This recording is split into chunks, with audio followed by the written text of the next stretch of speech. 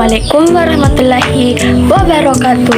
Halo Sobat Pelajar, sebelumnya perkenalkan saya Aulia Nur Sahra, mahasiswa Universitas Muhammadiyah Makassar, Fakultas Keguruan dan Ilmu Pendidikan, Program Studi Pendidikan Guru Sekolah Dasar. Nah teman-teman, pernah sih kita bertanya, kenapa kita bisa membaca, menghitung, bahkan bekerja sama dalam kelompok? Nah, itulah hasil dari proses yang sangat penting dalam kehidupan kita, belajar dan pembelajaran. Pada video kali ini, kita akan membahas apa sih itu hakikat belajar dan pembelajaran, jenis-jenis belajar, contoh aplikasinya di sekolah dasar, dan juga hasil penelitian dari jurnal internasional. Nah teman-teman, sebelumnya kita harus mengetahui apa sih itu belajar.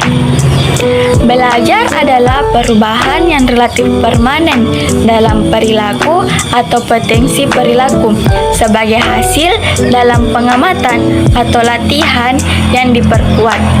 Belajar merupakan akibat adanya interaksi antara stimulus dan respon. Belajar merupakan suatu aktivitas atau suatu proses untuk memperoleh pengetahuan, peningkatan keterampilan, memperbaiki tingkah laku, sikap, dan pengokohan kepribadian. Selanjutnya kita akan membahas pembelajaran. Jadi, kita harus mengetahui terlebih dahulu apa sih itu pembelajaran.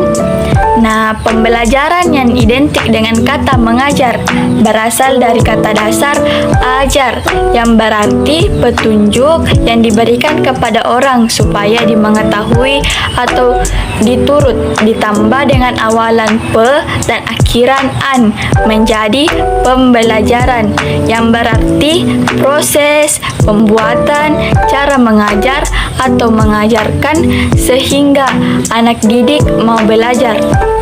Pembelajaran adalah proses interaksi antara peserta didik dengan pendidik dan sumber belajar pada suatu lingkungan belajar. Adapun belajar menurut para ahli, yang pertama menurut Emerson and Hingley pada tahun 1984, beliau berpendapat bahwa belajar adalah proses sengaja yang menimbulkan perubahan.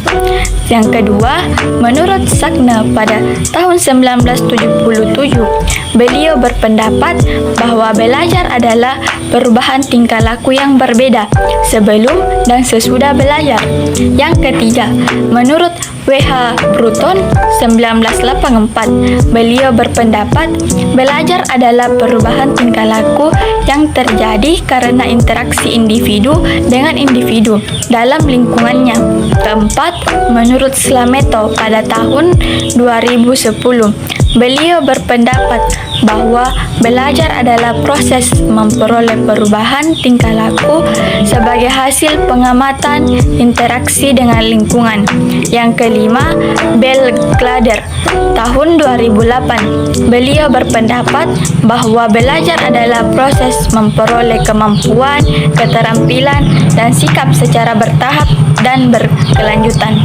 Yang keenam, menurut Slavin tahun 2004, beliau berpendapat bahwa belajar adalah proses memperoleh kemampuan yang berasal dari pengalaman. Adapun ciri-ciri belajar yaitu yang pertama, belajar harus meningkatkan terjadinya perubahan tingkah laku pada individu. Perubahan tersebut tidak hanya pada aspek pengetahuan atau kognitif saja, tetapi juga meliputi aspek sikap, nilai, dan keterampilan. Yang kedua, perubahan itu harus merubah buah dari pengalaman. Perubahan tingkah laku yang terjadi pada diri individu karena adanya interaksi antara dirinya dengan lingkungan. Dan yang ketiga, perubahan tersebut relatif menetap. Pun jenis-jenis belajar. Dalam praktiknya, terdapat berbagai jenis belajar sesuai dengan aspek yang ingin dikembangkan. Yang pertama, ada belajar kognitif. Belajar kognitif berkaitan dengan aspek berpikir, contohnya menghafal, memahami konsep, dan menganalisis teks. Yang kedua, ada belajar efektif. Belajar efektif menyentuh arah sikap, nilai, dan emosi. Contohnya, belajar empati dan menghargai perbedaan. Dan yang ketiga, ada belajar psikomotorik. Belajar psikomotorik merupakan keterampilan fisik atau motorik. Contohnya, menari, menulis, dan memainkan alat musik. Keempat, ada belajar sosial. Belajar sosial merupakan belajar yang terjadi lewat interaksi antar individu. Contohnya, diskusi kelompok dan bermain peran. Kelima, ada belajar asosiasi atau klasik Pavlovian. Belajar asosiasi merupakan belajar yang menghubungkan stimulus dan respon. Contohnya, anak takut suara petir karena terlalu trauma. Yang keenam, ada belajar operan. Belajar operan merupakan belajar yang melalui kontekstuasi, reward, dan punishment. Contohnya, siswa lebih rajin karena diberi pujian. Yang ketujuh, ada belajar observasional, yaitu Akbar Bandura. Belajar observasional yaitu belajar dengan mengamati orang lain. Contohnya, anak meniru sopan santun dari kedua orang tuanya. Pun faktor yang mempengaruhi belajar seperti faktor internal. Di dalam faktor internal yang meliputi seperti minat dan motivasi, kesehatan fisik dan mental, kecerdasan dan kesiapan belajar. Yang kedua, ada faktor eksternal.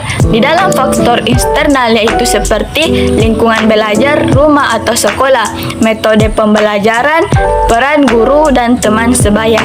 Untuk aplikasi dalam pembelajaran sekolah dasar. Yang pertama, pembelajaran IPA kelas 4. Siswa diajak melakukan percobaan sederhana. Nah, pada percobaan kali ini kita dapat melihat jenis belajar psikomotor dan observasional. Yang kedua, sebagai contoh pembelajaran PKN kelas 5, diskusi kelompok tentang kerjasama dalam masyarakat. Jenis ini jenis belajar efektif dan partisipasif. Yang ketiga, contohnya belajar bahasa Indonesia kelas 3, menyusun paragraf berdasarkan gambar cerita. Jenis belajar kognitif dan observasional. Keempat, ada belajar matematika kelas 6, bermain board game pecahan untuk memecahkan kemampuan kognitif. Nah, adapun kesimpulannya pada video kali ini tentang hakikat belajar dan pembelajaran serta jenis-jenis belajar, yaitu belajar adalah proses internal dalam diri siswa, sedangkan pembelajaran merupakan upaya guru untuk memfasilitasi proses belajar tersebut. Jenis-jenis belajar sangat beragam dan perlu disesuaikan dengan karakteristik material dan siswa. Pendekatan belajar yang bervariasi seperti kognitif, efektif, psikomotor, observasional, dan partisipasif terbukti meningkatkan efektivitas pembelajaran. Penelitian internasional mendukung pentingnya pendekatan interaktif, kontekstual, dan berpusat pada siswa dalam pembelajaran. Di sekolah dasar, guru harus mampu merancang kegiatan dan mendorong berbagai jenis belajar agar pembelajaran menjadi bermakna dan menyenangkan.